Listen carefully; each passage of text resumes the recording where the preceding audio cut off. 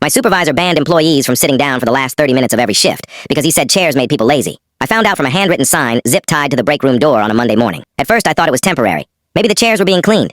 Maybe somebody spilled something. Nope. Under the sign was a paragraph explaining that productivity dropped whenever employees sat during the final 30 minutes of their shifts, and effective immediately all chairs would be removed from employee areas between 4:30 and 5 p.m. The signature at the bottom belonged to my supervisor, Darren. Darren loved rules, especially rules that only affected other people. His office chair looked like something stolen from a luxury car dealership. Meanwhile, the rest of us worked 10-hour shifts on concrete floors. I asked him if the rule was serious. He said absolutely. I asked if there was data showing chairs were hurting productivity. He said he didn't need data because he had leadership instincts. That answer annoyed me more than the rule, so I followed it exactly. The next day at 4:30, I stood up. At 4:31, I stopped using my computer. Darren immediately asked why. I said the rule prohibited sitting. My desk was designed for seated work. I didn't want to violate company policy. He told me to keep working. I asked him to send that instruction by email because it appeared to contradict the written rule. He stared at me for a second and walked away. The following day, everyone started doing the same thing. At 4:30, the entire department stood up. Phones stopped getting answered. Reports stopped getting updated. Emails stopped getting sent. Nobody argued. Nobody complained.